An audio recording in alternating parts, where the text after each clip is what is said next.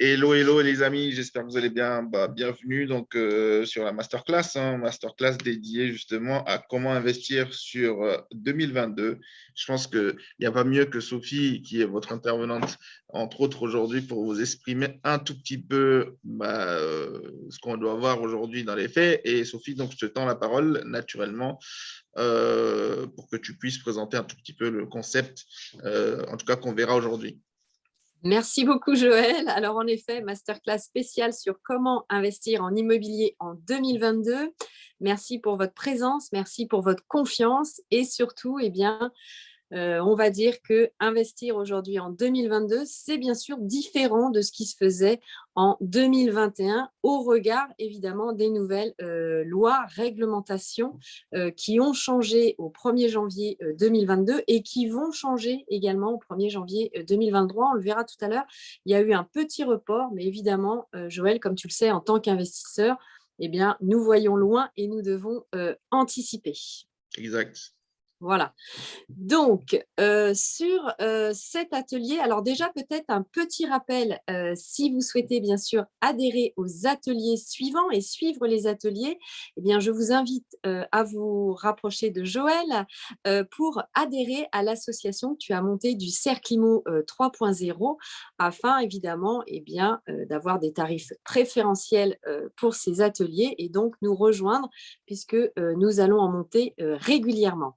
Deuxième point, ça va être bien sûr l'adhésion à notre groupe Facebook, Cercle Immo 3.0 également, et puis bien sûr sur Clubhouse, où tous les jours au quotidien, nous créons du contenu, les masterclass à 7h30 le matin, le midi sur Clinique Immo et la revue de presse également le samedi à 18h30. Voilà, ça c'était la petite phase d'introduction sur nos différentes activités du Cercle Immo 3.0. Ensuite, la présentation de cet atelier. Donc, sur cet atelier, il n'y a pas de support écrit. Je vous invite donc à prendre des notes, poser vos questions. Bien sûr, vous avez déjà la note, j'en suis sûre, sur votre téléphone portable que je vous fais remplir le matin du Cercle Immo 3.0. Vous pouvez vous créer une note, bien sûr, dédiée à cette thématique. Et puis, il y aura bien sûr le lien du replay. La durée de l'atelier, alors le principe de l'atelier, c'est que vous puissiez bien sûr poser vos questions, donc n'hésitez pas, bien sûr, c'est interactif aussi, l'objet, c'est pas que je parle toute seule, mais sinon, nous allons faire 45 minutes à 1 heure de présentation avec des exercices à réaliser et nous allons les travailler ensemble. Et ensuite, vous aurez la partie des questions. Et je vais évidemment également vous répondre aux 3 questions les plus courantes aussi que vous vous posez et que vous m'avez posées également depuis à peu près mi-décembre où nous avons vécu cette révolution sur les biens énergivores. Allez, c'est parti pour le sujet du jour, comment investir en immobilier. Alors, sur ce sujet, Joël, je t'en avais parlé puisque je vous ai créé une méthode infaillible pour investir en immobilier en 2022 et vous allez voir, c'est une méthode hyper mémotechnique. Pourquoi? C'est lié au nom justement de notre groupe qui est le Cercle Immo 3.0 et pour chaque initiale, c'est le but de la méthode. Comme ça, vous allez retenir tout, c'est d'avoir la checklist, une méthode de travail d'investissement justement pour 2022. Alors, démarrons et je vais vous présenter bien sûr cette méthode. Alors, il faut savoir qu'un investissement immobilier, il va toujours y avoir un risque. Donc ça, il faut en être conscient et avoir peur, c'est tout à fait normal puisque investir, ça peut être souvent votre idée, votre rêve aussi, mais au moment où il faut vraiment y aller, évidemment, c'est là où ça devient un peu plus compliqué. Donc, le principe, eh bien, dans cet atelier, vous allez apprendre avec une solution, avec une méthode aussi de travail que j'utilise moi-même, hein, d'ailleurs, en tant que professionnelle de l'immobilier, parce que vous savez que je suis responsable juridique, je travaille pour un promoteur aménageur en Île-de-France et j'utilise moi-même cette méthode, évidemment, dans notre quotidien. Donc ça, premièrement, donc on va voir votre plan d'action. Deuxièmement, eh bien, c'est, que vous ne soyez pas seul, c'est-à-dire, eh bien, nous pouvons échanger via la communauté. Donc, je vous le rappelle, soit le groupe Facebook, soit Clubhouse, soit d'autres réseaux sociaux. Vous le savez, y compris évidemment avec Joël, qui est sur la partie, fiscalité. Et puis, eh bien, la méthode a été faite, comme je vous le disais tout à l'heure, parce que j'ai moi-même marché ce chemin avant vous. Et donc, évidemment, j'ai un peu de bouteille d'antériorité, mes premiers cheveux blancs, donc je peux vous aider avec empathie et bienveillance. Vous avez également du contenu gratuit donc sur nos différents réseaux sociaux, notre groupe Facebook ou sur Clubhouse, puisque vous avez des replays, des masterclass, des rooms que nous organisons au quotidien. Je vous fais également des vidéos, des lives, des revues de presse et des podcasts sur mes différents réseaux sociaux. À la fin de cet atelier, eh bien, vous saurez comment investir en 2022, comment arbitrer aussi pour prendre les bonnes décisions, hein, puisque évidemment c'est l'objet de la méthode, par où commencer et éventuellement vous professionnaliser aussi, puisque eh bien, lorsque vous allez enchaîner évidemment les biens, vous allez monter en puissance et de ce fait, vous allez vous professionnaliser. Voilà, c'est l'objet, l'introduction de cet atelier, Joël. Alors, est-ce Excellent. qu'il y a des questions déjà avant de démarrer? Est-ce que vous avez des interrogations, des points de friction pour Yes. savoir s'il y a des sujets en particulier que vous souhaitez plus aborder? Yes, peut-être, alors laisser la parole aussi alors donc un Hervé, ami, Declercq? Kangai. Bienvenue, merci de nous rejoindre. Alors, du coup, est-ce que vous aviez des attentes particulières déjà par rapport à cette masterclass? Objectif, voilà, c'est au-delà de ce qu'on va vous présenter, de ce que Sophie va vous présenter, de collecter un tout petit peu vos attentes et d'apporter des éléments de réponse, mais beaucoup plus précis, parce qu'on est un petit comité et qu'on est capable de vous répondre dans la mesure du possible. N'hésitez pas à décrocher le micro. Pour la petite organisation du groupe, en fait, si vous avez une question pendant la présentation, je pense que jusqu'à ce qu'on vous laisse éventuellement la parole, c'est utiliser au maximum le bouton réaction. Comme ça, je vois et j'arrive à diriger un tout petit peu Les les choses au fur commentaires. et à mesure. Parfait, OK. parfait. Sinon, le chat résiste. Le chat est là pour pouvoir aussi échanger là-dessus, donc pas de souci. Parfait. Merci Joël, tu es notre maître de cérémonie. Monsieur Loyal. Avec plaisir. Alors déjà, vous le savez, moi j'aime bien les choses simples. Donc, on va partir de deux constats justement pour démarrer à investir, puisque tu m'as demandé aussi cette masterclass, Joël, pour aussi les débutants, hein, puisque nous avons aussi beaucoup d'investisseurs dans notre audience qui sont débutants. Alors, tout d'abord, on va partir du contexte dans lequel on se met lorsque l'on est investisseur. Donc, tout d'abord, ce qu'il faut bien comprendre, pour démarrer, pour commencer un nouveau projet, eh bien, il va falloir monter votre équipe. C'est un peu comme du sport, hein. Si vous êtes dans le foot, eh bien, on va monter une équipe tout autour de soi, hein. Vous allez être le chef d'orchestre en fait de cette équipe. Alors, l'équipe, c'est quoi? Eh bien, ça va être un notaire, un architecte, une entreprise générale du bâtiment, un courtier en prêt immobilier, un fiscaliste, etc., via évidemment notre groupe Facebook du Cercle IMO 3.0 ou via Clubhouse, puisque je vous le rappelle, hein, nous sommes aussi une équipe de professionnels de l'immobilier, chacun à notre modeste mesure et dans notre activité, et nous pouvons évidemment vous accompagner pour marcher pas à pas à vos côtés. Donc, première chose, évidemment, c'est monter une équipe. Deuxième point, alors ça, c'est très particulier à l'année 2022, c'est surtout partir du postulat suivant. Et quel est le postulat qu'il faut garder en tête en tant qu'investisseur, que vous n'aviez pas du tout, évidemment, en 2021, et d'autant plus si vous n'avez pas anticipé, en fait.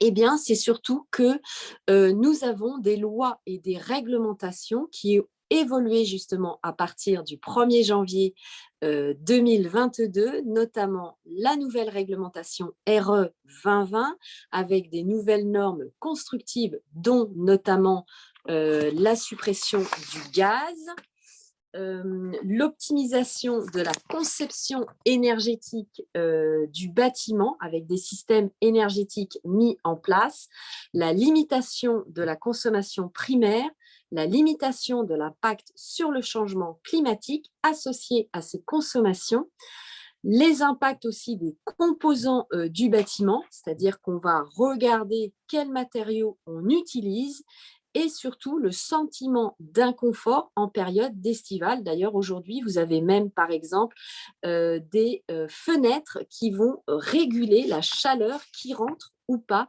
dans un bien immobilier. Donc, gardez bien en tête les 3 points dont je vais vous parler parce que vous allez voir que vous allez réfléchir complètement différemment dans votre investissement pour justement éviter ces 3 points que j'appelle des points de friction pour votre investissement immobilier. Donc, premier point, c'est cette réglementation.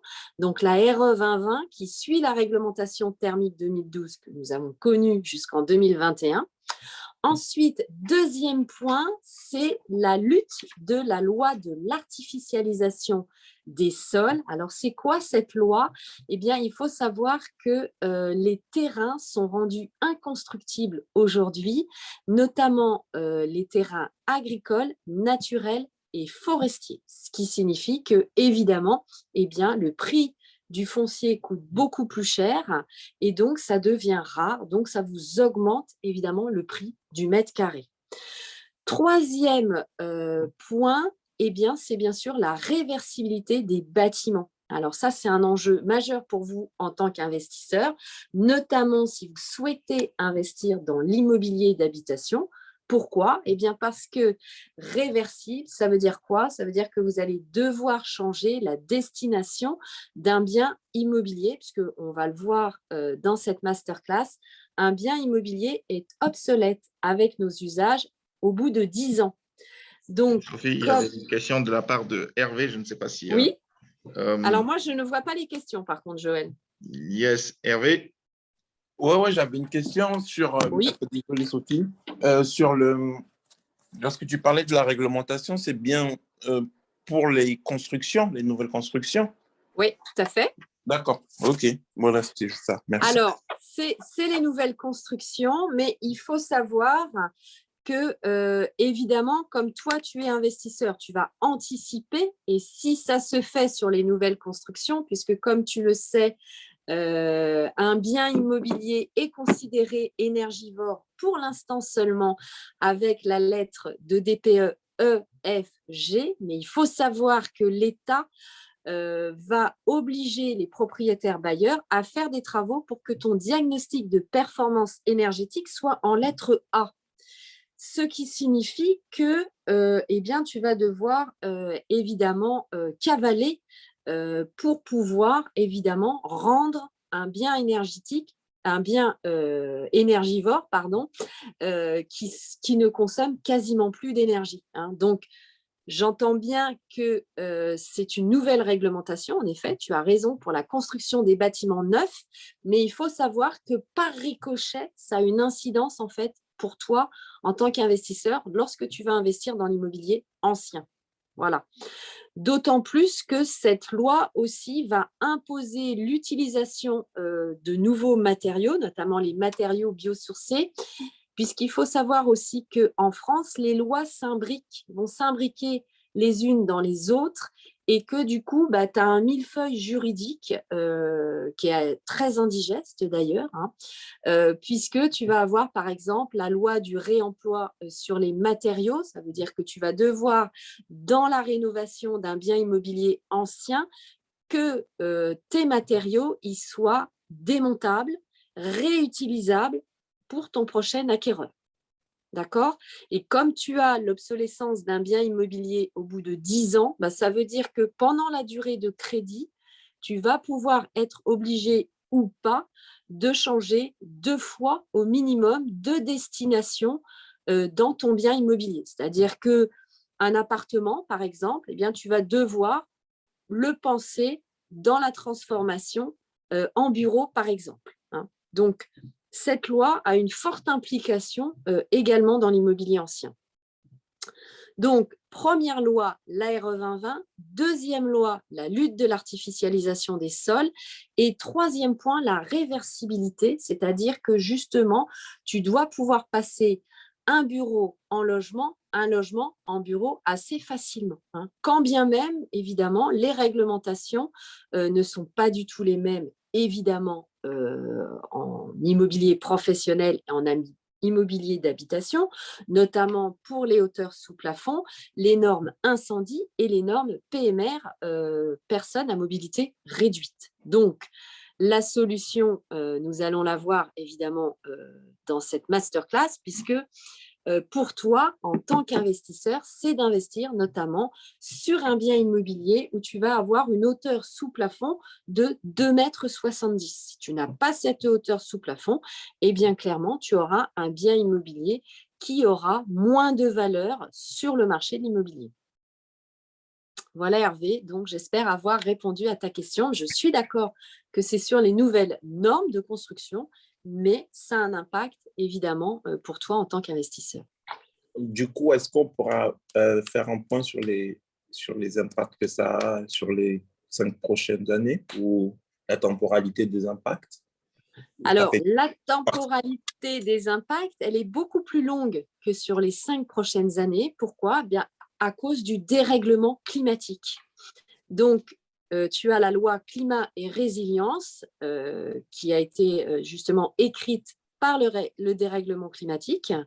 Donc, cette loi, elle a un impact aujourd'hui jusque voilà, en 2005, au moins 2050, puisque d'ailleurs, en 2050, un bien immobilier ancien doit être avec un diagnostic de performance énergétique classé A. C'est ce qu'on appelle la rénovation performante. Donc déjà, on sait que, alors on est en 2022, hein, donc ça veut dire que déjà, ça t'amène au minimum sur les 30 prochaines années. Donc, ça veut dire que, attends, soit j'ai mal compris, j'ai jusqu'en 2050 pour devoir mettre tous mes biens à jour? Ah non, non, avant, puisqu'à partir du 1er janvier 2023, tu ne pourras plus louer un bien énergivore. Donc, ça se met au fur...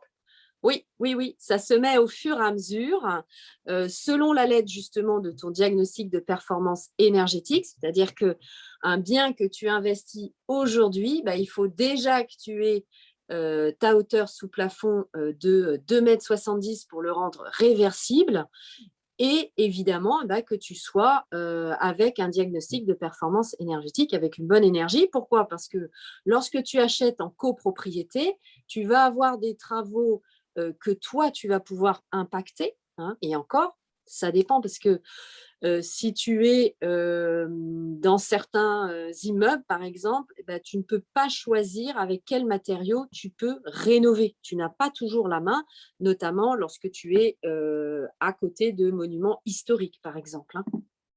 Donc, tes parties privatives, il faut savoir d'ailleurs que la dernière étude des bailleurs sociaux, puisque comme tu le sais, ce sont eux qui ont le plus de logements à rénover. Hein. Ils sont en train de réfléchir d'ailleurs à rénover de manière beaucoup plus industrielle. Ils estiment entre 30 et 50 000 euros uniquement pour faire l'ITE, l'isolation thermique par l'extérieur, que tu vois d'ailleurs lorsque tu passes devant certains bâtiments, cet isolant assez énorme qui est mis sur les bâtiments. Donc uniquement pour l'isolation thermique à l'extérieur. On ne parle même pas de changement de fenêtre, de changement de chauffage, etc. Donc, quand toi, tu achètes pareil, seul, en tant qu'investisseur, eh bien, il faut savoir que tu as entre 30, pareil, 50 000 euros par appartement, sans compter les travaux de tes parties communes. Ça signifie que si tu achètes un appartement qui vaut 40 000 euros et que à cette adresse-là, ça vaut 800 ou 1 000 euros le mètre carré, bah, tu ne revendras jamais cet appartement à 80 000 euros. D'accord? Alors, on parlera justement après de ce qu'on appelle les marchés de report, puisqu'en effet, certains investisseurs n'investissent plus du tout en habitation, hein, puisque justement, on va gommer les points de friction au maximum lorsque l'on investit en immobilier. Et donc, ils vont plutôt se reporter, par exemple, sur ce qu'on appelle des murs de commerce, acheter des vignes, acheter des forêts, acheter des box, acheter des parkings, voilà. Donc, je vous ai fait toute une liste sur évidemment ce qu'on appelle un marché de report. Ok. Voilà, Hervé. Ok. C'est pour ça que Joël m'a demandé de démarrer cette masterclass par ce sujet-là, parce que j'ai envie de dire, ça ne sert à rien d'avancer sur d'autres thématiques à partir du moment donné, en fait, où tu n'as pas le contexte de 2022 et de ce fameux postulat, puisque en sachant que tu as la RE 2020, le problème du foncier et la réversibilité des bâtiments, et bah, tout de suite, tu vas savoir dans quelle typologie de biens ou quelle est ta stratégie de ce que tu vas rechercher. Voilà. Tu ne vas pas partir, tu vois, tête baissée, je vais rechercher un studio pour faire X ou Y investissement. Bah, si tu cherches ton studio, tu sais déjà que tu dois avoir ta hauteur de 2,70 m de plafond. Et justement, un exemple alors, qui n'est peut-être pas factuel par rapport à la hauteur de sous-plafond, mais là, j'accompagne quelqu'un justement actuellement où on est sur un bien qu'on a trouvé et l'ancien proprio s'engage, entre autres, à réaliser des travaux de l'ITE. Et la valeur de l'ITE qui était budgétisée, alors on n'a toujours pas encore attesté, mais elle est de 25 000 euros, par exemple. Tu vois.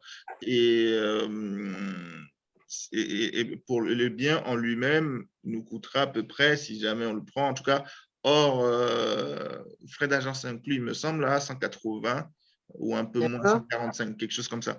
Donc, c'est pour dire que globalement, on est sujet tous à cette notion d'énergie, de rénovation énergétique. Et la mise en place, soit des fois on va la subir parce qu'on est en copro, soit des fois on sera obligé de la mettre en place parce qu'à la location d'un bien demain, bah, il faudra fournir un diagnostic énergétique qui soit de classe acceptable et pas forcément énergivore. Et on parle aujourd'hui, à l'instant T où on est en train de parler, quelque chose qui est énergivore, c'est quelque chose qui, en l'occurrence, vaut du G, voire du E, il me semble. Exactement, oui, tout à fait. Les biens énergivores, c'est EFG. Donc, du coup, si je comprends bien, c'est à partir de quand qu'on ne doit plus dépasser les EFG. Donc, si j'ai des biens qui sont entre A et E, je suis tranquille jusqu'à quand? C'est pour comprendre. Alors, jusqu'à 2034. Et 2034, et évidemment, les professionnels de l'IR, la FNAIM et les autres syndicats de professionnels estiment pouvoir négocier un report jusqu'à 2040. Bon, ce serait 2034. Donc, ça signifie quand même que, alors, il y a deux stratégies en fait mises en place par les propriétaires bailleurs. Soit ils n'ont pas envie de faire les travaux, soit ils n'ont pas la possibilité de le faire. C'est pour ça d'ailleurs que vous avez beaucoup de biens immobiliers qui sont mis en place à la vente en ce moment. Soit, eh bien, ils vont attendre quasiment jusqu'à la dernière minute, mais attention évidemment parce que comment dire, Hervé, du coup, il n'y a pas la maîtrise. Hein. Il faut savoir quand même que ça change beaucoup. Un coup, le gouvernement va te donner une date et puis après, ça va être une autre. Hein. Donc, c'est un peu parier sur une instabilité, en fait, législative. Hein. Donc, voilà, ma bienveillance, mon conseil fait que, voilà, oui, c'est jusqu'à 2034, possibilité de report jusqu'à 2040, puisque nous estimons en tant que professionnels les réparations, les rénovations, il y a au moins 12 ans de prévu sur ces rénovations, hein. Donc, voilà, on serait juste dans les temps avec le Covid, avec les problèmes de matériaux, bien sûr. Là, il y a vraiment de vraies difficultés d'approvisionnement et de coûts aussi. Donc, 2034, ça peut être juste, mais voilà, il y a quand même des négociations pour avoir une certaine souplesse, une certaine élasticité par rapport à cette date. Mais c'est risqué, hein, d'attendre évidemment la dernière minute. Oui, oui, bien sûr, mais c'était juste pour avoir Oui, une tout à fait, une idée, butée, quoi, parce une que date butoir. est-ce que je dois tout de suite commencer à réfléchir comment sortir 300 000 euros? Parce que si c'est 50 000 euros par appartement, tout de suite, c'est qu'il va être compliqué ou j'ai encore un peu Bien de temps sûr, pour anticiper les choses? C'est exactement, juste de savoir ça. exactement, Savoir que j'ai exactement, en gros minimum 10 ans, ça donne déjà une stratégie, oui, complètement. C'est exactement. bon d'avoir l'info. Ok. C'est ton Et, arbitrage. En fait, et c'est si ton j'ai arbitrage, en effet. et si j'ai un bâtiment G aujourd'hui ou un appartement G aujourd'hui, Ouais. j'ai jusqu'à quand pour être sanctionné? C'est jusqu'à l'année prochaine, je dois déjà commencer. Oui, tout à fait. Alors après, tu auras ce qu'on appelle une interdiction de louer. D'accord, hein, donc c'est quand même assez Bah, fort, c'est hein, le c'est nerf de la 1er guerre, hein. janvier 2023. Alors, lorsque tu as des biens immobiliers de ce type, eh bien, tu vas te rapprocher de ton diagnostiqueur immobilier pour qu'il te fasse des recommandations, en fait, hein. Donc, Oui, il y a bien sûr. certains travaux qui sont, je dirais, assez faciles, assez simples, justement, hein, puisque si tu as une stratégie de long terme à avoir un étalement de tes travaux, un cadencement, en fait, hein, et ben justement, le diagnostiqueur immobilier est le professionnel pour pouvoir t'aider justement à appréhender ce cadencement. Donc, des fois, c'est des petites choses, hein, qui ne sont pas très forcément coûteuses, mais l'idéal, évidemment, c'est de se faire accompagner par ce professionnel, Hervé. Ok, très clair. Mais du coup, ça n'a pas répondu. Enfin, ou j'ai mal compris. À la question pour… Euh, donc aujourd'hui, si j'ai un G, je me Oui, fais accompagner par un professionnel. oui. Dans tous les cas, ça ne change rien, même si je suis en train de me faire accompagner. Ça veut dire qu'à partir du 1er janvier 2023, Ah bah j'ai une si, parce interdiction de que louer. dans l'accompagnement que le diagnostiqueur, en fait, quand il fait ton diagnostic de performance énergétique, il va élaborer, en fait, et te proposer les travaux pour améliorer justement ta note. D'accord?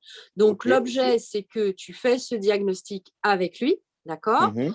Mhm. Lui, il va te donner les points avec le budget et la note que tu peux obtenir. D'accord. Voilà. Et Donc après, ok. après les Ok. travaux, bah, tu Ok. refais le diagnostic et du coup, eh bien, tu vas avoir la Et tu vas possibilité avoir de la louer. possibilité de Voilà. louer. Ok. Tu Ok. vas Bon. avoir la possibilité de louer, hein. Donc, ça te Et- permet évidemment d'avoir un accompagnement plus pointu, plus subtil dans tes travaux, parce que bon, des fois, on part voilà, dans des travaux à tout refaire, alors qu'en fait, il y a des petits ajustements. Joël, n'hésite pas à me dire si je pose trop de questions, hein. À tout moment, je peux me calmer. Du coup, Non, non, Sophie, au contraire, au contraire. On est en petit groupe justement pour que vous puissiez poser les questions. Oui, oui, D'ailleurs, ça c'est vaut l'objet. pour Claire et ok, puis pour Kangai. ok, ok, bon, bah, très C'est bien. vraiment que Du coup, j'en ai une autre, Sophie. Oui, Euh, oui. Si. J'aime bien avoir l'information jusqu'au bout, c'est-à-dire, Exactement. qu'est-ce qui se passe au 1er janvier 2023? J'ai un Oui. bâtiment G, j'ai fait aucun travaux, je le laisse en location. Qu'est-ce que je risque? Alors, le risque, c'est bien sûr l'interdiction de louer. Ça signifie quoi? Ça signifie que tu vas être considéré, entre guillemets, comme un marchand de sommeil. Puisque, je te le rappelle, tu dois louer un bien décent et Descends. salubre. Mhm. D'accord? Décent et salubre. Et le fait que tu aies un diagnostic de performance énergétique et G, eh ben, tu vas basculer de l'autre côté, en fait, en logement indécent. Donc, D'accord? en gros, la conséquence de louer dans un logement indécent, c'est… Alors, la conséquence de louer dans un logement indécent, admettons, je suis ta locataire, bah, Oui, qu'est-ce que je vais faire? Je vais dire, oui, bah, écoute, Hervé, à partir du 1er janvier 2023, je te somme de faire des travaux, d'accord? Et je vais verser mes loyers chez Maître Michu, l'huissier en séquestre, et tu ne les percevras qu'à partir du moment donné où la lettre, eh bien, sera en F. Donc, c'est Je le peux tout à locataire qui fait va faire. agir, voilà. Le locataire peut tout à fait dire, bah, OK, moi, je ne refuse pas de payer mes loyers, mais tant que les travaux ne sont pas faits pour être mis en logement décent, eh bien, à ce moment-là, évidemment, c'est chez l'huissier. Donc, comme toi, tu ne perçois plus tes loyers, tu vas se dire, bah, tant que Sophie, je ne lui ai pas fait ses travaux, eh bien, je ne peux pas percevoir mes loyers. Mais on est d'accord que, enfin, désolé, hein, si Sophie ne dit rien, bah, en gros, c'est jusqu'à ce que la patrouille me rattrape, c'est ça. Ah bah ça, c'est sûr, ça, c'est sûr. Ok, Ou alors, je peux très bien te demander de dire, bah, écoute Hervé, je ne propose même pas la solution de l'huissier. Tu as une obligation de me loger dans un logement décent et salubre, eh bien, tu vas me reloger.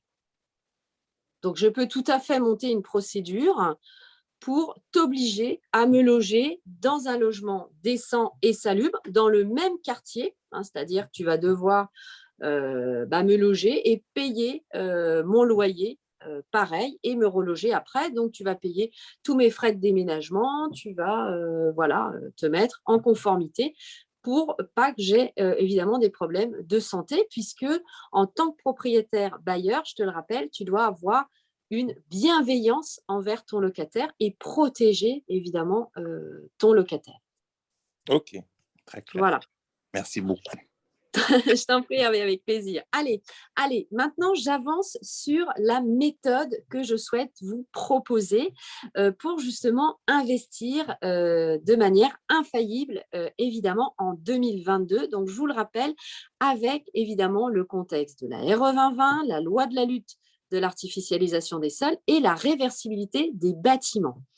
Alors, cette méthode, eh bien, c'est la suivante, c'est que je me suis inspirée du nom de notre groupe, donc Cercle IMO 3.0, et je vous ai créé une méthode avec les initiales de chacune des lettres.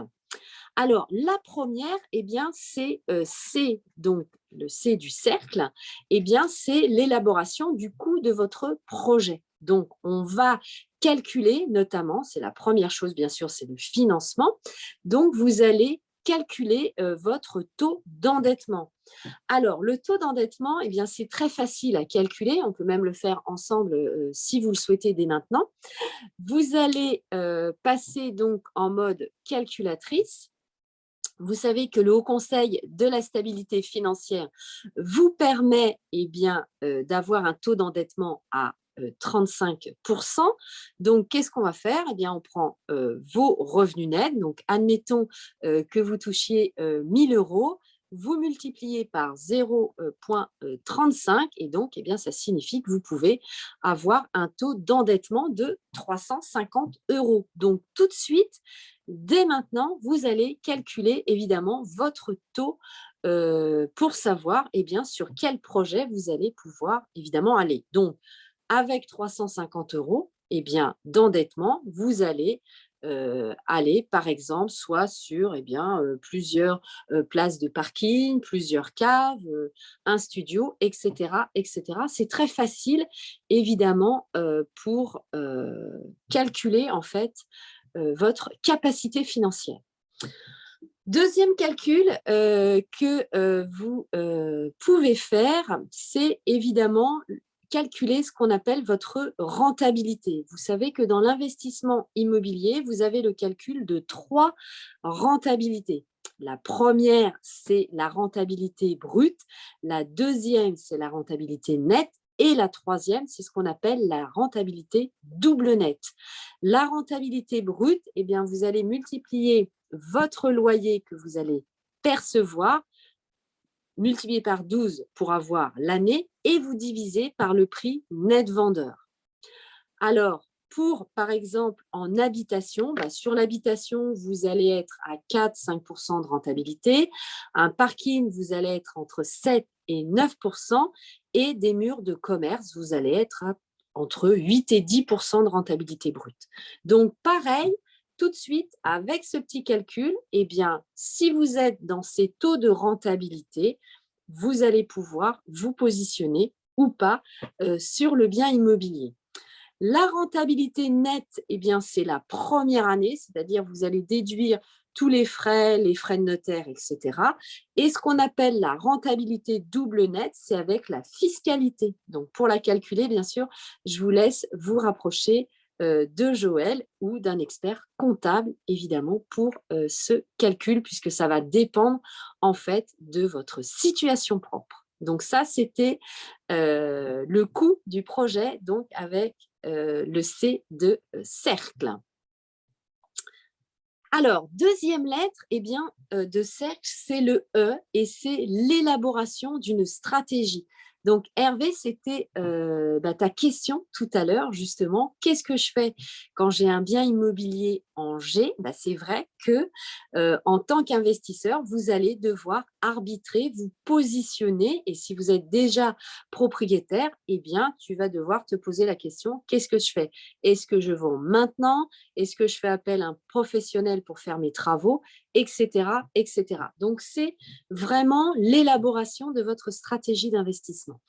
Dans cette élaboration, eh bien, vous allez choisir, est-ce que je me positionne sur des ventes classiques, c'est-à-dire est-ce que je me rapproche d'une agence immobilière, de sites internet du type Se Loger, Le Bon Coin ou Castorus, qui regroupe toutes les annonces immobilières et qui vous donne même le prix si vous êtes au-dessus du prix du marché ou en dessous du prix du marché. Donc, je vous conseille ce site, Castorus, comme le castor, l'animal, Castorus. Si vous allez vers des ventes aux enchères, etc., etc. La stratégie, ça peut être aussi de Pardon, faire… désolé, Oui. j'ai loupé le nom, le nom du Le nom site. du site, c'est Castorus, comme un castor. Et le site de vente aux C-A-S. enchères, c'est ça?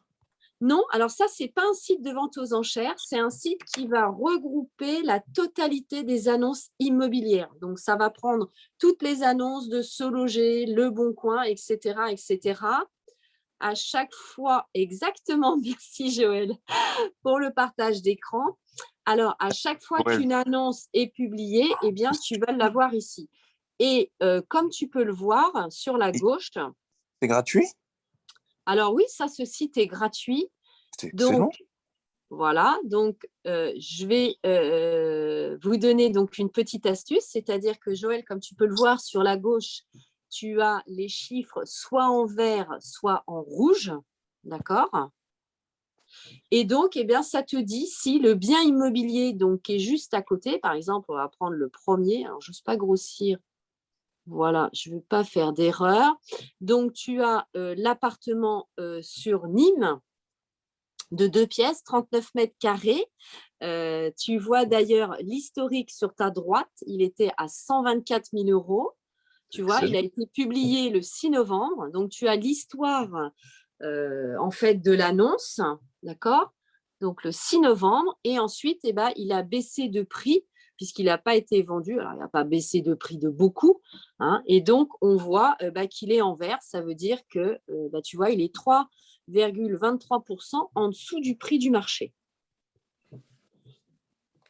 Donc ça, c'est un site qu'on utilise lorsque, on va dire, on veut gagner du temps aussi, puisque c'est une base de données. Donc, tu as toute la France. Là, on voit que tu as même des maisons. Donc, tu as tous les biens immobiliers et tu as même, comme on le voit là, sur les 2 maisons, une hausse de 13%, parce qu'on le sait évidemment avec le Covid. Donc, ça, c'est dû aussi à la crise sanitaire. C'est que les maisons augmentent jusqu'à 25-30% au-dessus du prix. Donc, voilà, il y a une demande évidemment sur certains biens immobiliers. Donc, avec Castorus, c'est beaucoup plus facile, évidemment, de rechercher un bien immobilier parce que ça t'évite, en premier lieu, lorsque tu démarres, justement, lorsque tu élabores ta stratégie, d'aller sur les sites demande de valeur foncière, pour connaître le prix des dernières transactions ou impôt.gouv.fr, puisque là, du coup, tu as directement les prix du marché. Alors, ça, c'est demande de valeur Oui, foncière. celui-là, oui, tu avais déjà parlé, ça, c'est DVF. Très, très, très, très bon site. Alors, ce site est un site intéressant. Pourquoi? Eh bien, parce que, évidemment, vous n'avez pas d'identifiant fiscal et de mot de passe.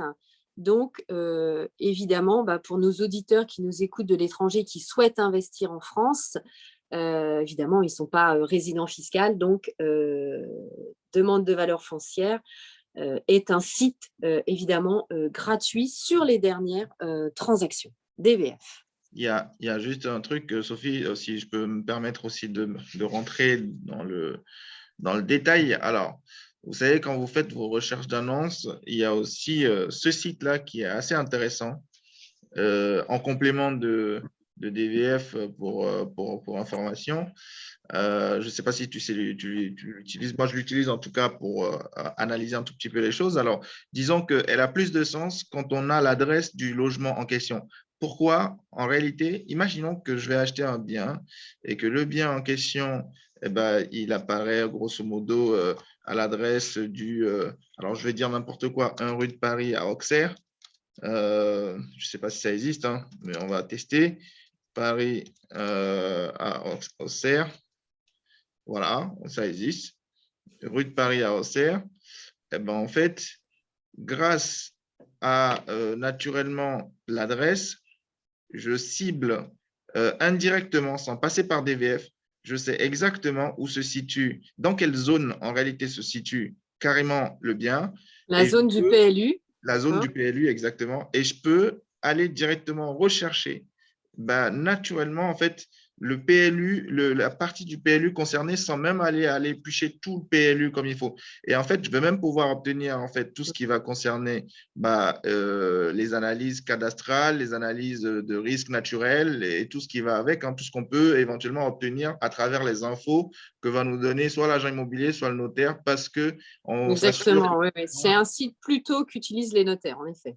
Exactement. Donc voilà, ça c'est pour vous donner un peu plus d'infos sur ce qui est possible d'aller voir quand on est quand on veut aller voir des VF, c'est surtout pour aller voir aussi les prix, le prix. Oui, la transaction, oui, tout à fait. Le prix d'acquisition par rapport à la zone. On peut analyser un peu les valeurs fiscales déclarées effectivement par rapport à la zone. Mais quand on sort un peu du cadre du prix, mais qu'on veut juste connaître la zone cadastrale, eh ben, ce site-là aussi fournit carrément énormément d'informations que vous pourrez avoir, y compris tout ce qui est catastrophe, risque naturel, catastrophe, et voire même le PLU dans la zone exacte dans laquelle vous souhaitez investir. Alors, je peux changer d'adresse éventuellement pour que vous puissiez voir. 18 avenue Tech Lingenfield à Torcy. Tiens, voilà. C'est une adresse que je connais bien, vous oubliez bien entendu. Fiche les détails du parcelle et je peux aller tac, tac, tac. Donc, tu es en section AI. Voilà, exactement. Je suis en section AI, je vois la zone exactement et je peux aller chercher et imprimer carrément comment on appelle ça? Le PLU. Alors, j'ai du mal à voir avec Peut-être plusieurs écrans. Yes. Tac. Ensemble des pièces, voilà. Et j'ai le rapport de présentation, les projets d'aménagement du secteur et j'ai la réglementation écrite. Et la réglementation écrite, vous savez ce que c'est, hein, c'est forcément, espérons qu'elle s'affiche également, PLU.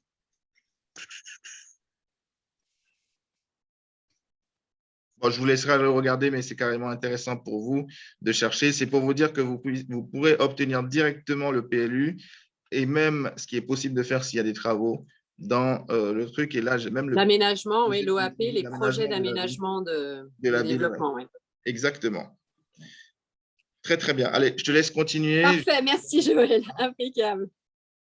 Impeccable. Mais attention, ça n'exonère pas de lire le PLU parce qu'il est différent, évidemment, dans certaines villes. Donc, voilà, très bon outil, mais il faut lire.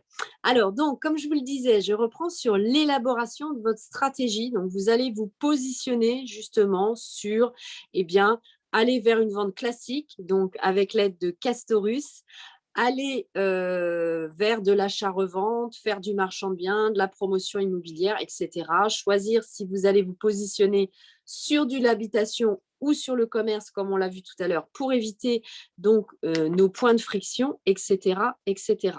Donc, E comme élaboration d'une stratégie.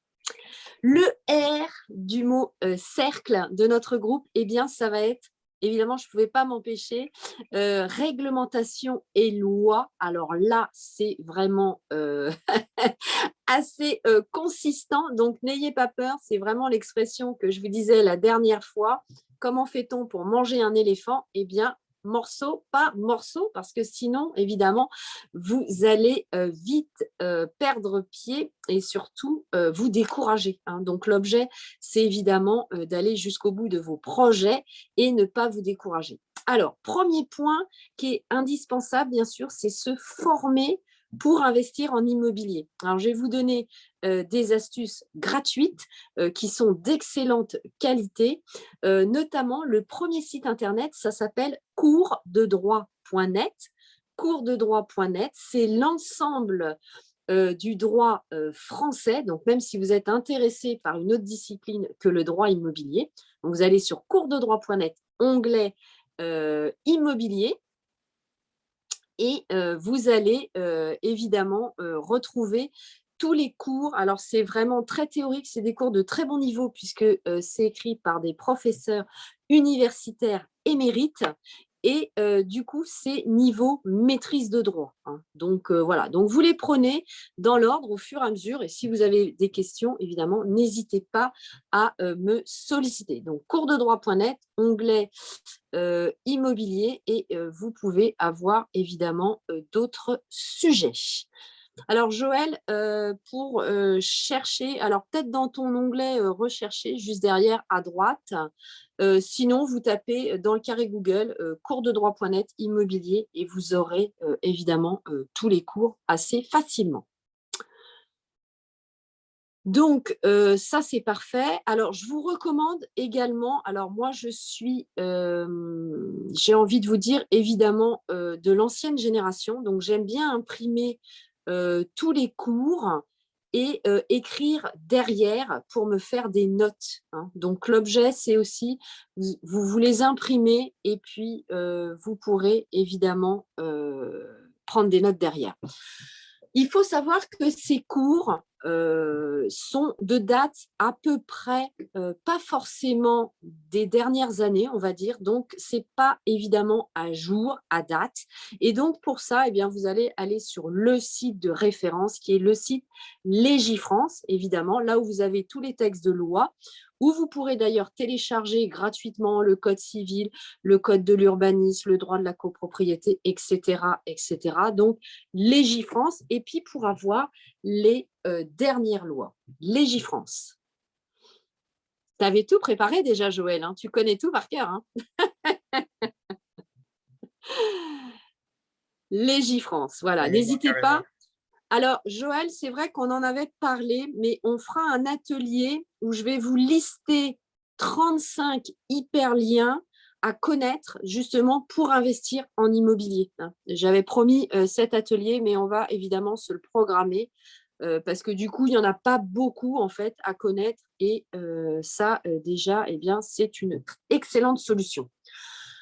Donc ça, ces deux sites-là, ben, je vous recommande, dès que vous avez un moment, évidemment, vous allez chercher ce qui vous manque pour votre apprentissage. Hein. Avant de payer des formations entre 6 et 10 000 euros, là, voilà.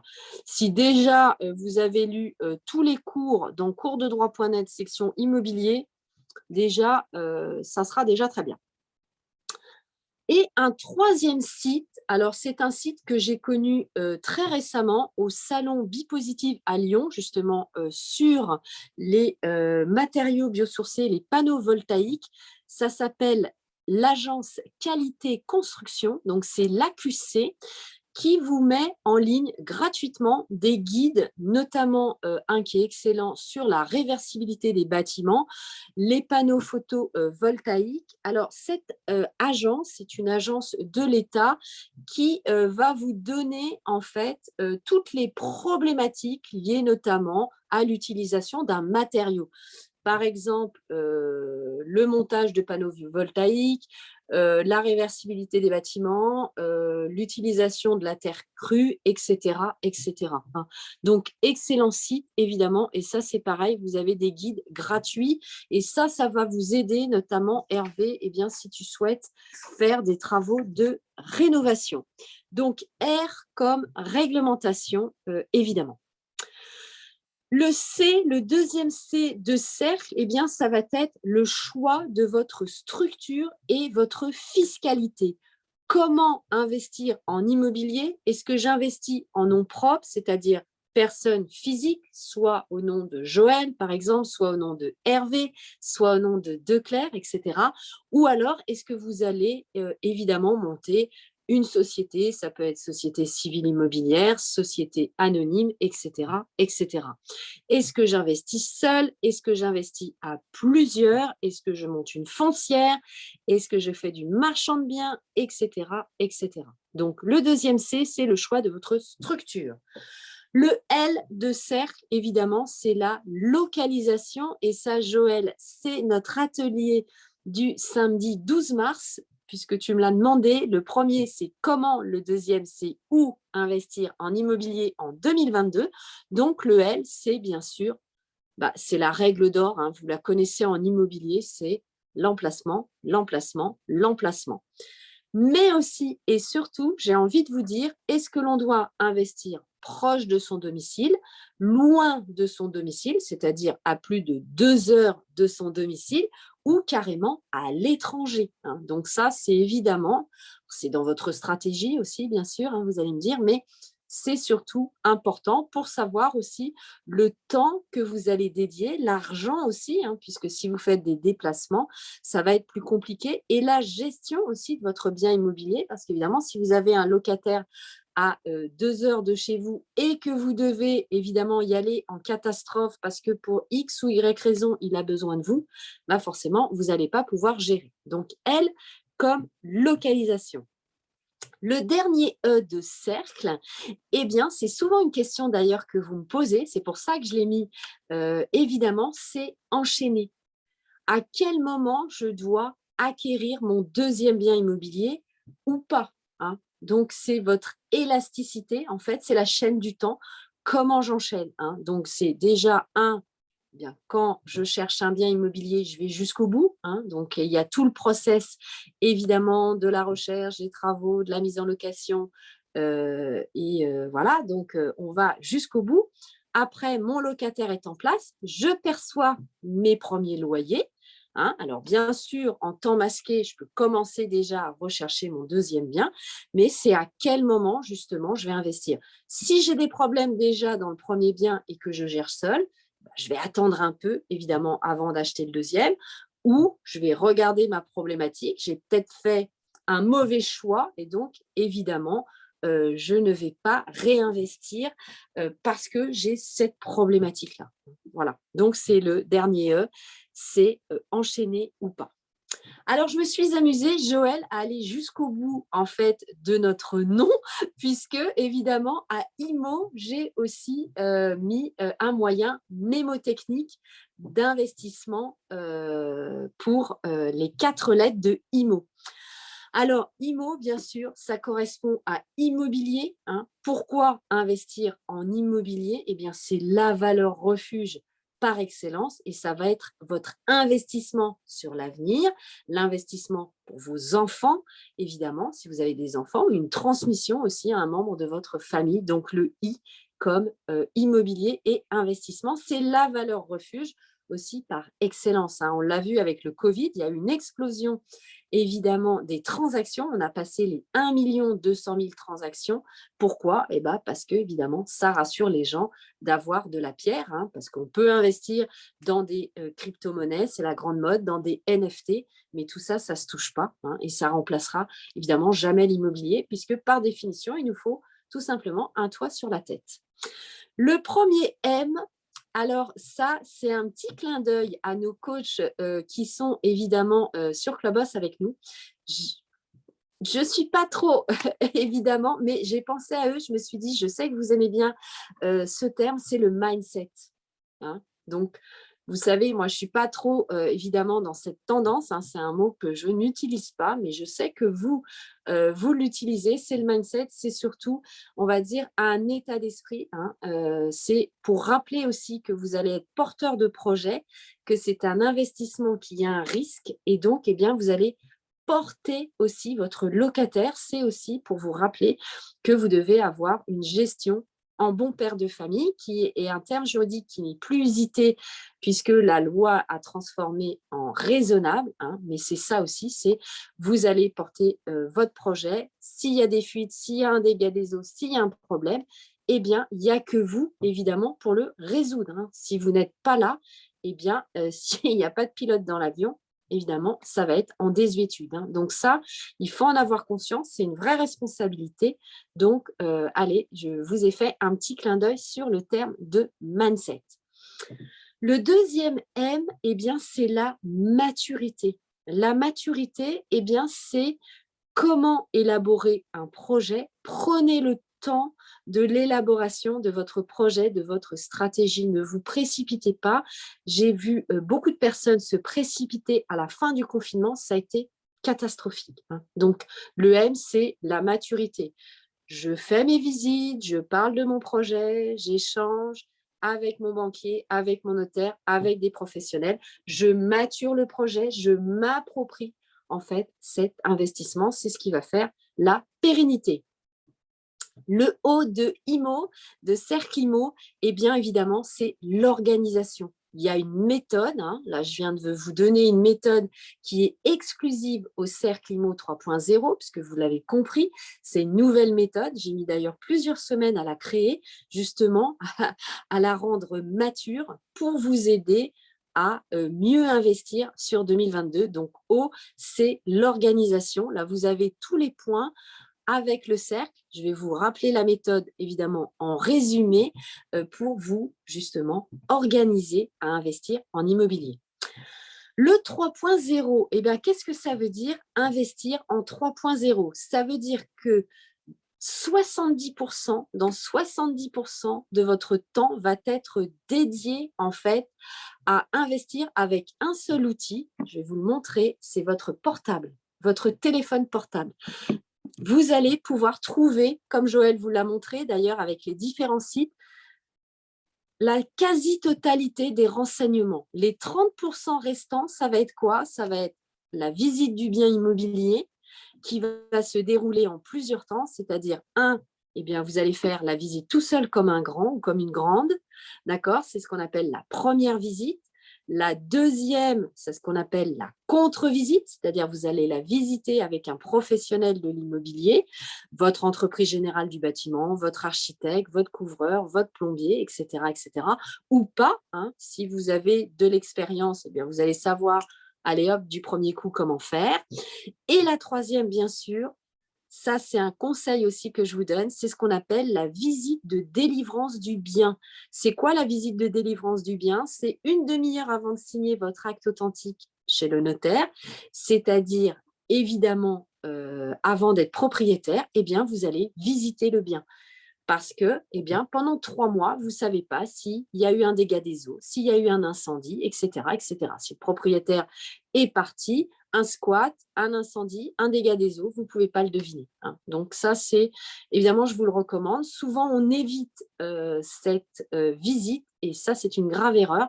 Ça peut vous mettre dans des situations catastrophiques, hein. Donc, 3 visites au minimum sur votre investissement immobilier. Allez, le résumé, le C de cercle, c'est le coût. E, élaboration de la stratégie. R, réglementation. Le deuxième C, c'est le choix de la structure. Le L, la localisation. Et le E, c'est enchaîner ou pas. Voilà. C'est la méthode du cercle IMO 3.0. Avez-vous des questions? On va faire une petite pause si vous avez des questions. Ça fait 1 heure, effectivement, qu'on est en train d'échanger. Will, j'ai vu que tu as changé de plateforme. Declaire et Kangai, vous êtes là? Ouais, j'ai changé de plateforme. Oui, on est là, ouais. Alors, est-ce qu'il y a des questions particulières que vous souhaitez aborder suite à ce qu'on a vu? La réversibilité pour Kangai, c'est pour le 9. Alors, est-ce que, Sophie, tu veux reprendre justement ce qu'est la réversibilité? La réversibilité, oui, tout à fait. Alors ça, c'est un enjeu majeur en fait de votre investissement immobilier.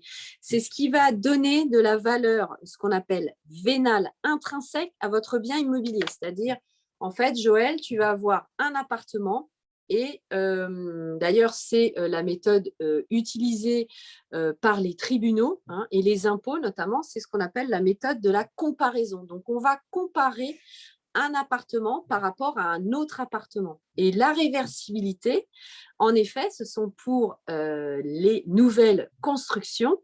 Mais si j'ai le choix en tant qu'investisseuse d'investir dans un bien immobilier, puisque l'on sait par définition que l'obsolescence est programmée d'un bien immobilier, c'est la loi qui nous le dit, c'est cette nouvelle loi aussi, un bien immobilier, ça ne dure que 10 ans. Donc, si j'ai le choix en tant qu'investisseuse, évidemment, je vais me reporter sur un bien immobilier que je vais pouvoir changer à ma convenance, en fait, tout simplement, de bureau en logement. Alors, j'ai vu passer le commentaire, mais comment je peux le lire? Alors, je peux te le lire éventuellement. Oui.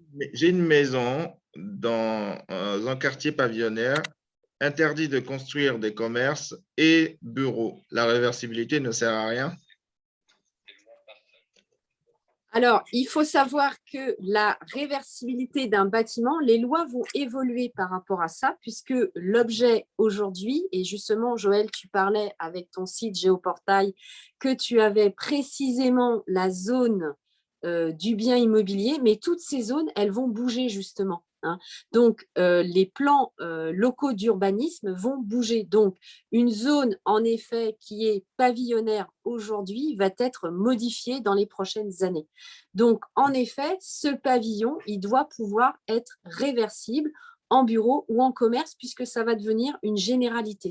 Donc, pareil, toujours, on anticipe. Ah, ça y est, je l'ai, j'ai trouvé, Joël, le lien. Voilà, donc j'espère avoir répondu à la question, mais en tout cas, même dans une maison, dans un quartier pavillonnaire, tu dois penser à la réversibilité parce que, justement, les règles vont changer. Alors, n'hésite pas à écrire.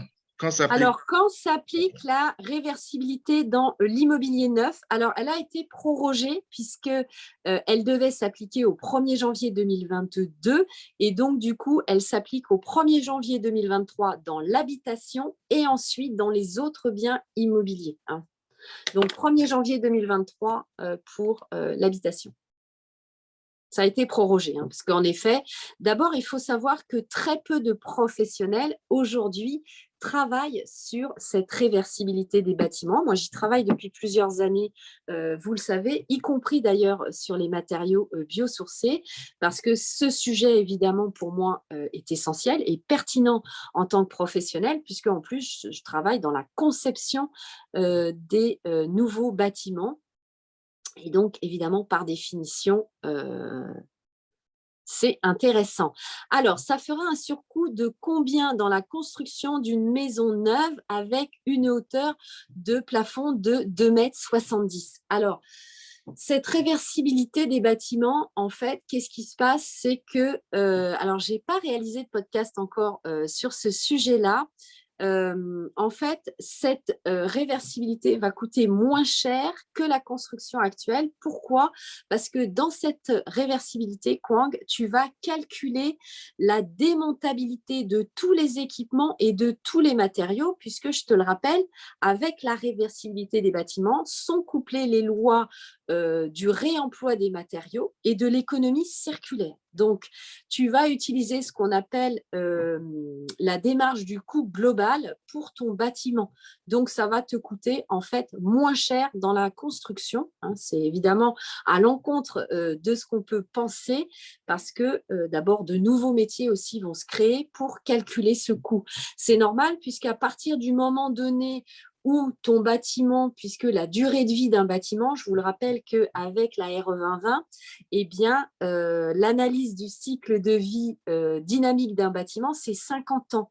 Donc, on va calculer évidemment sur ces 50 ans. Hein. Donc, le coût, en fait, va être moindre. Donc, ça va à l'encontre justement des préjugés et tu vas passer notamment par des économistes. Donc, tu as des cabinets spécialisés comme Synthéo, par exemple, SINTEO, qui est un cabinet d'économistes qui va te calculer le coût de la construction. Donc, tu as même des rabais entre 5 jusqu'à 15% par rapport justement à l'anticipation à la fois de ta réversibilité des bâtiments et de l'utilisation des matériaux biosourcés. Voilà. Donc, j'espère avoir répondu à ta question. La La diminution. diminution va prendre du temps. La diminution sur le coût, c'est ça? Le temps que les constructeurs s'adaptent. Alors, tout à fait, en effet. Alors, ça va prendre du temps. C'est pour ça, justement, que sur la réversibilité, il y a eu évidemment une prorogation, notamment dans l'habitation, pour justement eh bien, le dépôt des nouveaux permis de construire à partir du 1er janvier 2023 pour que les professionnels travaillent dessus. Alors, je travaille avec une équipe d'architectes mixtes, c'est-à-dire qu'il y a un architecte qui a 40 ans de métier et un jeune. Et en fin de compte, on le voit dans la conception de nos bâtiments, il a trouvé très vite la solution en fait. Hein. Donc, il ne faut pas avoir peur non plus. Bien sûr, ça prend du temps, mais ce n'est pas non plus insurmontable quand tu es accompagné, évidemment, de professionnels. Donc, passer aussi par des architectes qui ont un peu de bouteille, hein, parce que ça va vous permettre d'anticiper toutes ces problématiques. Ok, merci, pas de problème, avec plaisir. Puis nous pouvons évidemment, vous le savez, continuer via les réseaux sociaux pour échanger. Alors Joël, pour la fin de cette masterclass, je voulais vous présenter un bonus en fait pour terminer et évidemment avant de conclure. Alors, mon bonus pour investir en 2022, eh bien, votre qualité première, ça va être évidemment être agile. Pourquoi? Eh bien, parce que vous l'avez compris, déjà, vous devez être en cohérence avec le marché, puisqu'on l'a vu avec le Covid. Hein, aujourd'hui, les gens télétravaillent aussi, hein, donc même dans votre investissement, eh bien, vous allez devoir prévoir éventuellement une pièce en plus pour que votre locataire puisse travailler évidemment. Donc, la qualité première d'un investisseur, c'est évidemment l'agilité. L'agilité aussi dans vos réflexions pour vous inscrire dans les nouveaux paradigmes. Et ça va être quoi les nouveaux paradigmes? Eh bien, ce sont notamment quelles vont être les conditions climatiques et sanitaires dans 30 ans. Hein. Et ça, eh bien, la solution, c'est de lire notamment le rapport du GIEC, GIEC, c'est le groupe d'experts je vais y arriver, gouvernemental sur l'évolution du climat. Pour savoir, eh bien, vous le savez, comme les températures vont augmenter, il va y avoir la montée des eaux, eh bien, vous avez aussi la carte interactive de France notamment, et on la travaillera, Joël, au prochain atelier dans où investir en immobilier, parce qu'évidemment, si vous investissez sur un immeuble qui est sur le sable, qui a une vue sur mer, bah, c'est bien gentil, mais évidemment, on sait très bien qu'il y a la montée des eaux. Il y a un appel, notamment sur certaines communes de Normandie, de certaines villes pour redéfinir ce qu'on appelle le trait de côte et reculer de 4 à 5 kilomètres dans les terres dû au réchauffement climatique et à la montée des eaux. Donc, deux solutions, eh bien, la lecture du rapport du GIEC, et vous verrez, c'est très intéressant, et aller voir sur les cartes interactives, même si ça nous donne des tendances, évidemment, on ne peut pas savoir ce qui va se passer dans 30 ans, mais évidemment, on peut avoir quelques indices.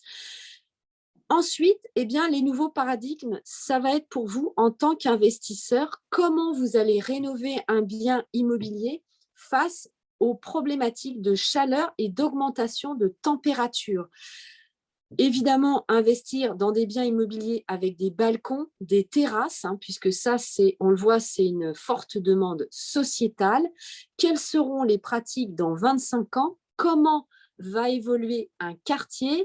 Et merci à toi, Joël, de nous avoir présenté Géoportail avec notamment la possibilité de télécharger ce qu'on appelle le document l'OAP, c'est l'orientation d'aménagement et de programmation dans le plan local de l'urbanisme. Nous le verrons d'ailleurs aussi à l'atelier dans où investir, parce que si vous n'êtes pas dans une ville dynamique, si vous n'êtes pas dans une ville qui va créer un tramway, un métro ou un transport particulier, évidemment, votre investissement va un peu dans l'eau. Voilà, ça c'était mon bonus, Joël, pour terminer cette masterclass.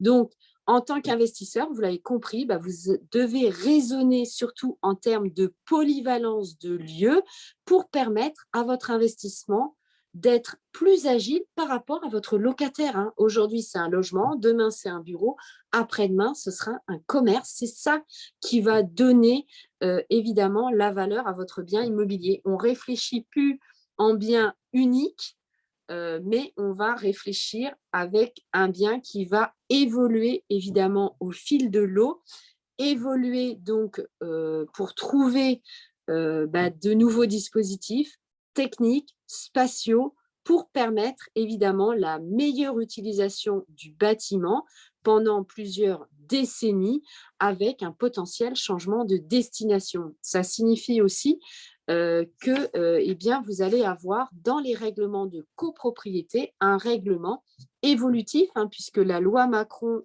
notamment de 2015, permet ce changement de destination beaucoup plus facile pour éviter d'avoir des contraintes à l'avenir, puisque vous allez pouvoir aussi les anticiper. Alors, avez-vous des questions pour terminer justement cette masterclass? N'hésitez pas à poser vos questions puisque nous terminons d'ici quelques instants. Alors, Hervé, Declerc, Kwang, est-ce que vous avez des questions et qu'avez-vous pensé aussi de cette masterclass? On m'entend? Je ne sais pas si on m'entend. Oui, tout à fait. J'étais sur le téléphone, je suis passé sur le PC pour plus de confort. Impeccable. Moi, personnellement, j'ai trouvé que c'était très instructif. J'avais une partie de ces informations. J'avais entendu parler de la RGE, mais je ne savais pas l'impact, ni la temporalité, ni comment faire pour faire améliorer les choses. Donc, franchement, c'était nickel. Le petit rappel sur les fondamentaux fait jamais de mal, on ne va pas se mentir. Oui, c'est clair. J'ai beaucoup aimé les sites, là. J'en connaissais quelques-uns, mais ça m'a permis d'étoffer mes connaissances. Et en termes de questions, quand tu parlais à un moment, lorsque tu as parlé une fois qu'on a fini le point sur les postulats 2022, tu as présenté en fait qu'il fallait calculer sa rentabilité. Oui, tout à fait. Il t'a donné des chiffres, mais tu ne les as pas commentés et j'aimerais comprendre un peu pourquoi ces chiffres-là ou c'était des exemples. Alors, il y a des rentabilités, si tu veux, qui sont connues, on va dire, par typologie de biens. D'accord. Donc, En habitation, par exemple, on sait que ça va être 4-5%. D'accord? Quand on dit une rentabilité en habitation, c'est de la location nue, c'est-à-dire sans les meubles, sans que tu sois en Airbnb. D'accord? C'est-à-dire que tu vas louer ton appartement vide. Ça, c'est la rentabilité, c'est 4-5% brut. Sachant que, bien sûr, sur C'est la Paris, moyenne voilà, observée? c'est la moyenne que les banques connaissent OK. pour pouvoir justement te financer. Hein. OK. Sachant que sur Paris, eh bien, tu ne vas pas du tout être dans ces rentabilités-là, puisque tu es soit sur des rentabilités de 1-2%, soit en rentabilité négative. Hein. Plus tu es à une belle adresse, en règle générale, plus ta rentabilité en habitation n'est pas bonne. Tu vas acheter un bien pour une carte de visite, hein, pour avoir en fait une belle adresse. D'accord ? Quand tu fais, par exemple, de la location courte durée, donc du Airbnb, et ben là, évidemment, tu vas taper quasiment du 30%. Hein, tu peux monter à des rentabilités en habitation qui sont vraiment très, très fortes. Hein. Ensuite, tu vas avoir un taux de rentabilité pour tout ce qui est parking et box entre 7-8%. D'accord? Ça, c'est pareil, c'est les moyennes, 7-8% quand tu loues en un parking ou un box. Il faut savoir que les rentabilités de professionnels de l'immobilier, c'est pareil, 8-10%, d'accord? Voire au-delà, évidemment. Donc, ça signifie déjà que en tant qu'investisseur, tu vas envoyer un signe fort à ta banque pour ton profil emprunteur, puisque tu vas avoir des rentabilités quasi de professionnels. Donc, tu vas pouvoir aussi enchaîner beaucoup plus vite tes projets. Et lorsque tu loues du mur de commerce, d'accord, eh ben, tu vas être sur des rentabilités de 8-10%. Pareil, voire jusqu'à 12% selon ton montage. Donc ça, pareil, dans ta stratégie d'investissement, dans l'élaboration de ta stratégie, eh bien, tu vas faire le choix de te positionner sur une typologie de biens immobiliers avec une certaine rentabilité. Si tu n'as pas cette rentabilité, ça veut dire que tu ne vas même pas visiter le bien. Hein, c'est ça aussi, tu vas faire des calculs hyper vite ou même si tu visites le bien, bah, tu sais que tu vas négocier le prix pour atteindre X taux de rentabilité. OK. Voilà. C'est ça l'objet, c'est qu'on te propose un bien immobilier qui parfois d'ailleurs est un bien ce qu'on appelle off-market, c'est-à-dire en dehors du marché. Et bah, tout de suite, hop, tu vas calculer le prix de ton loyer à l'année divisé par le prix net vendeur et tu as tout de suite ta rentabilité. Hein. Donc, c'est hyper simple. Et lorsque tu vas acheter de l'habitation, eh bien, évidemment, tu vas calculer le taux de rentabilité, en fait, par rapport à de la location nue. Et dans ta présentation à la banque, tu vas dire, ben voilà, j'investis sur ce bien, ça va être telle rentabilité, mais moi, je vais le louer d'une certaine manière et je vais avoir une autre rentabilité. Alors, pourquoi on fait ces deux calculs en habitation? C'est surtout pour justement gagner cette agilité, hein, parce qu'on l'a vu d'ailleurs sur les appartements, notamment sur Paris. Des investisseurs ont transformé leur appartement sur Paris pour faire du Airbnb, rincer le bien au maximum. Mais en fin de compte, évidemment, bien sûr, c'est une mauvaise idée parce que du coup, quand tu as un retournement de tendance, tu ne peux pas du tout louer ton appartement par rapport à la surface de ton logement. Des studios où il y avait 6 couchages, évidemment, c'est déjà une suroccupation. Hein. Tu es hors la loi par rapport à ça. Hein. Donc, il faut faire évidemment très attention lorsque tu acquiers un bien immobilier, que tu fais des travaux, que tu le transformes. Voilà, donc c'est ça l'explication en fait pour le calcul de ta rentabilité. Ça doit être immédiat en fait. Hein. Chaque projet qu'on te propose, tu dois calculer déjà cette première rentabilité. OK. C'est bon pour les questions pour moi, je pense, à ce stade. Parfait. Merci beaucoup en tout cas. Kangai qui avait une question qui est plutôt personnelle. En attendant, Kangai, si tu veux la poser, je vais juste remontrer un peu l'usage de l'application, hein, de l'outil en question par rapport à Géoportal. Alors là, on sort du cadre, bien entendu, Comment investir? Non, ça rentre aussi dans le cadre de comment investir, puisque ça fait partie des recherches qu'on effectue. Obligatoire à faire, exactement. Exactement. Donc, du coup, vous êtes donc sur le site de Géoportail. L'objectif, c'est au moment où vous reprenez un bien, par exemple en ligne grâce à Castorus, vous demandez les informations. Castorus vous permet donc d'obtenir un peu la longévité du bien publié en ligne et combien de temps elle est restée en ligne. Et là, ça vous permet d'analyser un tout petit peu si oui ou non, ce bien, il est vendable ou il a des difficultés à se vendre. D'autant plus qu'on a la variation et l'historique en fait du prix. Et par conséquent, bah, ça nous donne un peu des indications déjà sur la difficulté à vendre ce bien ou pas, etc. Oui, depuis quand il est, puisque même d'ailleurs sur Castorus, tu as un indicateur qui s'appelle un bien mort. Donc, ça veut dire que ce bien est en vente depuis très, très longtemps. Donc, voilà. Donc, ça veut dire que tu peux négocier. Et donc, merci beaucoup, Joël. Je te prends 2 minutes. Oui, tout à fait. Après, je vais répondre à la question de Kong. De Kong, OK. Donc, une fois qu'on a ces éléments-là, juste très rapidement, on essaie d'obtenir l'adresse du bien assez rapidement, même avant la visite si possible, parce que ça nous permet de préparer en amont un tout petit peu tout ça. Et donc, sur Géoportail, imaginons qu'on nous indique dans l'annonce qu'il y a des travaux ou qu'on veut en savoir un peu plus sur la ville, sans forcément aller sur le site de la ville, puisque c'est un site qui est d'abord utilisé par les architectes et les urbanismes un tout petit peu, enfin les urbanistes un tout petit peu dans les faits.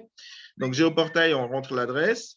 Ça nous donne la zone, bien entendu, telle qu'on le voit, et ça nous donne du coup des indications pour aller sur le DVF parce qu'on connaît la zone directement et on sait exactement quelle zone on va aller. Donc là, déjà, il y a 2 liens qui sont en connexion, Géoportail et directement DVF pour aller situer le bien. Et ça nous donne, DVF nous donnera des indications sur le prix du bien, peut-être au moment où elle a été vendue. Alors, si jamais on a bien entendu l'historique, puisqu'on ne peut pas remonter à des années-lumière on va 3 dire, ans. puisque 3 du ans, coup, oui. voilà, l'archivage numérique fait que du coup, les impôts sont remontés depuis peu. Alors, là, tout à l'heure, j'ai parlé donc du rapport de présentation qu'on peut télécharger, le plan d'aménagement de la ville qui était plutôt intéressant, et puis le règlement. Et le règlement, en fait, c'est le PLU, et le PLU va nous donner des indications assez précises, puisque comme je connais du coup par Géoportail la zone qui est là, en l'occurrence UR, OK, avec le cadastre assez précis là-dessus, quand je zoome un tout petit peu, bah, je vais donc dans Géoportail, je regarde le sommaire et je vais aller chercher la zone qui concerne UR, dispositif applicable à cette zone-là et s'il y a des travaux à faire. Donc là, ça me permet d'aller chercher, par exemple, le 140. Directement à la page, oui. Exactement. Dispositif applicable à la zone UR. Et voilà. Et je peux lire. Alors, on fera un atelier sur la lecture du PLU éventuellement si possible, mais je peux carrément aller lire en fait tous les articles qui sont liés justement et ça me permet de préciser si demain je fais une extension, si demain je fais une division, si demain je fais éventuellement une création d'espace, est-ce que je dois mettre en place du parking ou pas, etc. En fait, ça fait partie des éléments que je dois rechercher en amont. Et là, on simplifie la lecture du PLU grâce à ces outils qu'on vous donne et éventuellement, alors du coup, je parlais tout à l'heure de DVF, juste pour faire le petit aparté là-dessus. Vu que je connais DVF, donc là, je vais aller chercher le département sans trop de difficultés. Donc là, je sais que c'est 77. Le prix, bien entendu, le nom de la commune, on sait que c'est donc Torcy. Je vais aller donc sur T. Tac. La parcelle ou la section cadastrale, je l'ai mal retenue, du coup, je vais aller la retrouver. Je sais que on est sur du 0,23 avec de l'UR, donc DVF, cadastral. UR. Voilà, alors je vais le taper directement. Alors, a priori, ça ne marche pas. J'essaye de chercher UR. Est-ce que c'est moi qui ai des difficultés de saisie? Tac.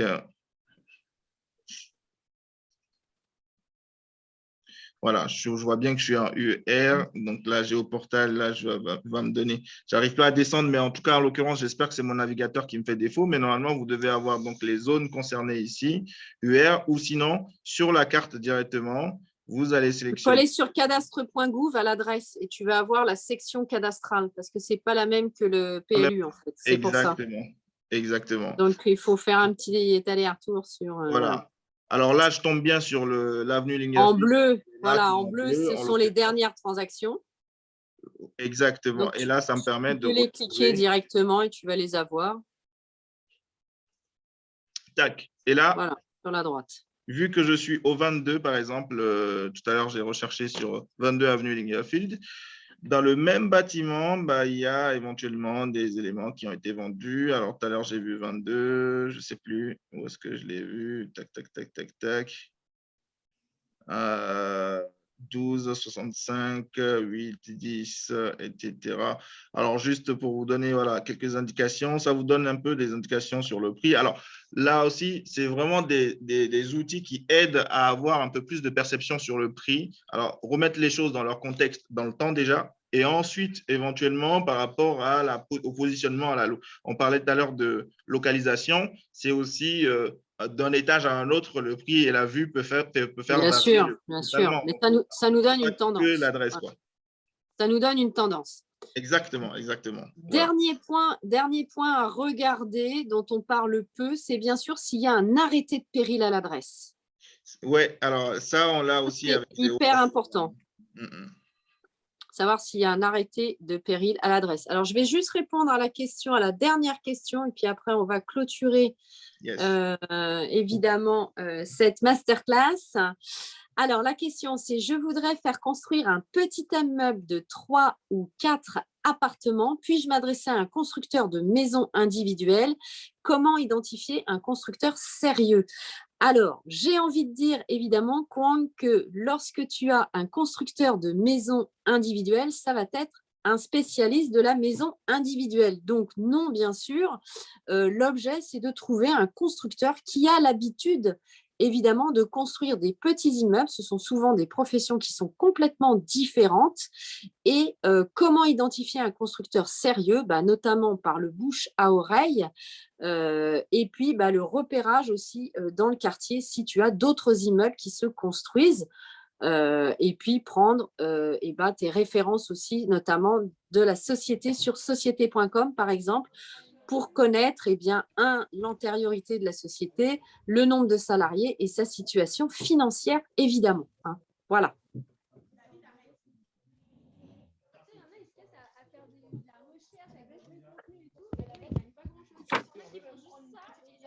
Alors, est-ce qu'il y a encore des questions? Je pense que c'est la dernière. Déclare, tu es avec nous. Kangai? Hervé? Oui, est-ce que vous m'entendez? Oui, très bien. On voit que c'est OK pour moi. Parfait. Je connaissais plein de sites. Excellent. Notamment DVF, notamment Castorus. Je fais ma triangulation comme l'a très bien appris Sophie. Mais je ne connaissais pas en fait le site de Joël. Alors, je t'entends très, très, très mal. Géoportail, tu ne connaissais pas Géoportail. C'est vrai que Géoportail, c'est plus le site des professionnels. Et c'est notamment utilisé par les notaires puisque eux vont, ça fait comme Géorisque en fait. Hein, ils ont aussi le pendant de Géorisque pour notamment l'édition de l'ancien diagnostic ERNMT, l'état des risques naturels, miniers et technologiques. Hein, c'est actuellement l'ERP, l'état des risques et des pollutions. Hein, donc, Géoportail, c'est vraiment un site qui est utilisé par des professionnels. Voilà. Moi, j'avoue, je préfère lire l'entièreté du PLU aussi pour connaître la philosophie de la commune dans laquelle je suis. Voilà, donc… mais merci beaucoup, en tout cas. Oui, parce que oui, je sais que toi, Sophie, tu aimes bien connaître l'essence des choses. Exactement. Moi, j'aime bien lire le petit code de l'urbanisme ou le code fiscal. Voilà. Ouais. Après, moi, je l'ai eu de la part d'un architecte également qui, par ailleurs, a plusieurs dossiers souvent à déposer. Et en général, ils vont directement aux sections concernées pour analyser plus précisément les choses plutôt que de regarder sur toutes les… Alors, il faut savoir quand même que l'idéal, c'est de contacter le service de l'urbanisme parce que l'interprétation de la ville n'est pas la même que votre interprétation ou celle de l'architecte. Donc, s'il y a des points pareils sur lesquels vous n'êtes pas sûr, je vous recommande très fortement d'aller présenter votre projet au service de l'urbanisme parce que très souvent, ils ne font pas la correction de leur PLU et donc, du coup, ils vous taclent et ils vous refusent le permis de construire. Donc, avant, hop, on s'assure, on va présenter le projet, à moins que ce soit un architecte de la ville qui ait l'habitude de travailler avec la ville, là c'est un autre sujet, mais si l'architecte n'a pas l'habitude, attention à la lecture de PLU. Il ne faut pas le lire mot à mot et croire tout ce qui est écrit parce que c'est très souvent, rarement le cas où la ville l'interprète de cette manière. C'est pour ça qu'on a un nouveau dans l'équipe qui s'appelle Félix Gomis, qui est instructeur en urbanisme aussi, qui, en l'occurrence, connaît très, très bien le mode de fonctionnement des urbanistes de façon générale et sait à peu près comment leur parler, comment aborder un peu les Exactement. choses et tout. Ah ouais, Exactement. c'est super, Joël, que tu aies pu le recruter. Comme ça, je pourrais poser mes questions. Il est excellent. Il est excellent, ouais. Il est très, très motivé. Il est très excellent. Comment le solliciter, Joël? Alors, je peux vous mettre en contact avec lui, bien entendu, après, sans problème. On va s'échanger en off, comme ça, je vous mettrai ses contacts ou on créera un groupe de discussion plutôt cordial avec lui. Oui, je veux bien, moi aussi, parce que franchement, en fait, le thème de la Broom, c'était comment investir en 2022. Et j'estime que pour moi, il est important de savoir où investir et contrecarrer en fait les plans de tout ce qui est du HCSF.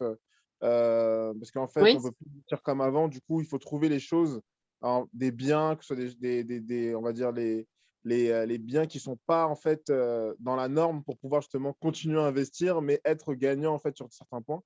Et là, le fait d'avoir ces sites-là, ça nous laisse en fait une longueur d'avance sur les autres parce qu'en fait, quand on va présenter un projet, le projet, on le connaîtra parfaitement, on connaîtra le PLU parce que la plupart des personnes ne lisent même pas le PLU et investissent comme ça. Sûr. Ni carrément le projet d'urbanisme de la ville. Souvent, ça fait plaisir de savoir que tu investis dans la ville, tu t'es intéressé à la ville en question, etc. Ça, c'est des trucs qui sont forcément intéressants pour le banquier de la ville que vous allez solliciter pour déposer le financement. C'est peut-être pour etc. Si, je suis complètement d'accord parce que moi, je me suis fait avoir une fois. Donc, Carrément. Mais c'est très, très bien. Alors, je vais essayer de créer un mini-groupe avec vous pour ceux qui veulent discuter avec l'instructeur en urbanisme. Et puis, j'espère vraiment qu'on a essayé. En tout cas, il y aura le Où investir en 2022 avec Sophie également. Exactement. Le mois prochain.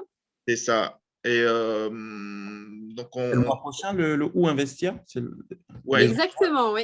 Alors, le prochain atelier en soi, c'est donc le 23 mars concernant les ventes aux enchères avec un avocat en droit immobilier qui accompagne justement les investisseurs dans le cadre de la vente aux enchères. Le 12 mars, normalement, c'est Sophie. Exact. Toujours à la même date, j'ai prévu éventuellement quelque chose avec vous concernant aussi la copro, comment lire les règlements de copro, comment interpréter justement avec tout ce qui est panoplie de copro, la réglementation liée au copro. Donc, on va essayer d'aborder tous ces aspects-là. Donc là, les 2 ateliers du mois de mars aussi sont prévus. Et puis, on verra après. Alors, le 16 avril, le samedi 16 avril, on avait programmé comment arbitrer entre 2 projets d'investissement avec des exemples, tu m'avais demandé. Le samedi 14 mai, c'était comment préparer justement la vente aux enchères, parce que c'est le complément de Maître Kodjovi.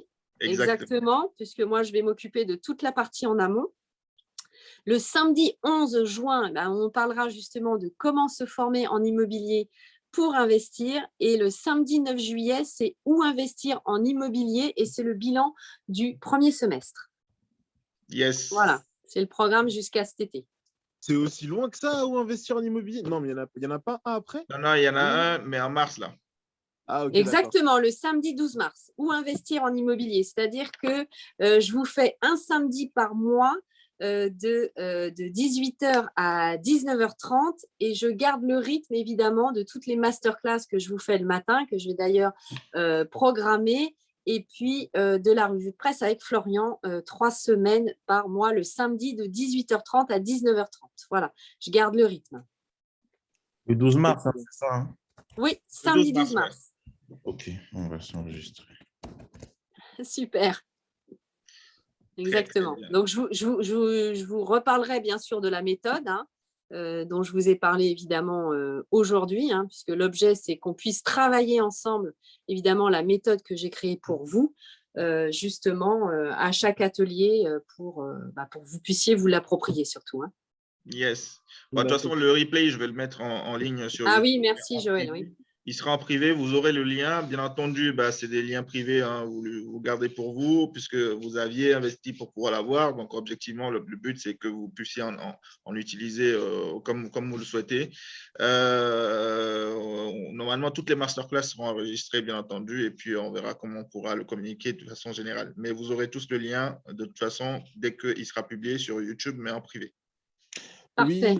Oui, et je m'interrogeais aussi, est-ce que vous pourriez animer, par exemple, un Zoom comme privé avec un cas d'étude? Par exemple, prenez une personne avec un profil particulier pour ensuite savoir comment, avec votre vision, parce qu'on avait déjà fait l'exercice en fait pour Cercle Imo 3.0 avec un profil. Je trouvais ça super intéressant parce que non seulement on pouvait se positionner, mais on pouvait aussi répondre comment les autres pouvaient, comment nous, on pouvait justement investir avec ce type de profil-là.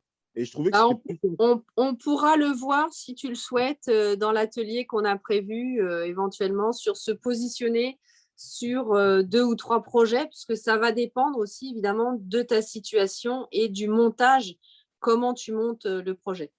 Ouais, alors en fait, dans cet atelier-là, normalement, corrige-moi si je me trompe, l'idée, c'est de prendre 2 projets.